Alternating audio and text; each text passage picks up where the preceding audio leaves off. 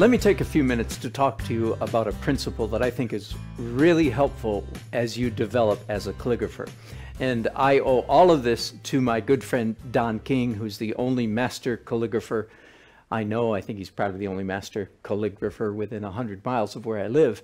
And he gave this to me. He calls it the hierarchy of guidelines. Now, if you've been to our website, which I assume you have, that's why you're watching this, then you may have printed out, or at least you've looked at, the guideline sheets that we provide for you for every font, for every alphabet. As you mature as a calligrapher, those guidelines will become more and more superfluous, more and more unnecessary. We provide them to you because, frankly, you and I both need them. But as we get better, we'll find we don't need quite so much help. Now, there's actually an order in which you can eliminate the guidelines. If you're looking at, for instance, your guidelines for the Chancery font, then we have given you a baseline, right? I'm going to draw, let me use the other side of the pen so it's even heavier. So we've given you a baseline. We've given you a header line at the top of the X height, which in our case I've made blue so that you can distinguish it a little bit. Then we've given you a descender line, usually done with a pencil. I don't know if you can pick that up on your digital copy or not. And an ascender line, done with a pencil. Not only that, if you're looking at our Chancery guideline, we've also given you, let me use a ruler here, we've also given you an italicization. That we concluded that that was actually a real word when we did Chancery. Do you remember that? We've actually given you an italicization angle.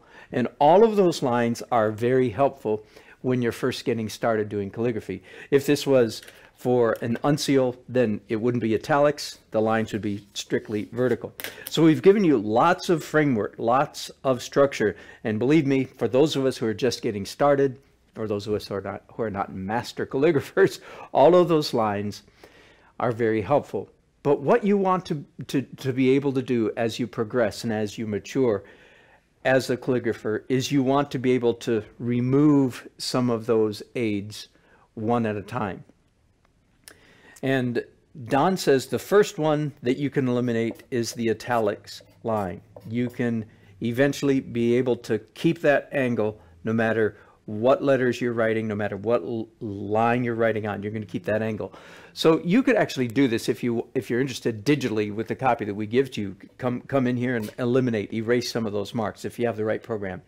The next thing that we get rid of is, I think quite predictable, is the ascender line and the descender line. Get rid of those lines altogether. At that point, you'd only have then two guidelines. It would be the baseline and the header. And as one of my other calligraphy teachers points out, these are, especially at this point in your career, these are guidelines. They're not rules. They're not law. They're not your master. You don't have to fear them and make sure that you stay in them. That's completely the wrong attitude. These are simply guidelines. They help you keep your calligraphy in a range. But as you mature, as you and I mature as calligraphers, our type begins to have more of a lilting, more of a dance, more of a freedom to it, and we'll violate these lines just a little bit, but always so that it looks good. Finally, when you get to the, not if, my goodness, there's no if here, folks. This is when you get to the point that you can do with almost no guidelines. Here's actually, again, what my friend Don King recommends, is that you actually come to the point where you have just one line. And you know what that is? According to Don, I haven't progressed to this level in my own calligraphy, but I will someday.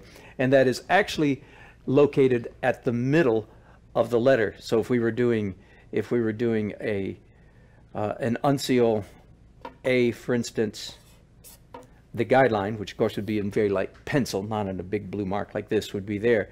If we were doing a Chancery B, for instance,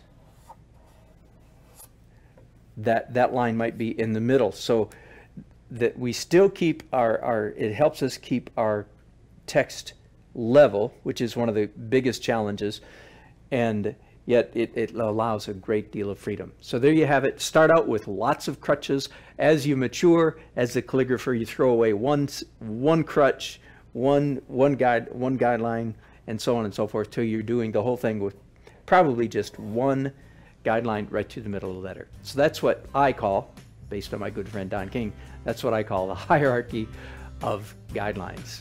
Man, you're going to be good.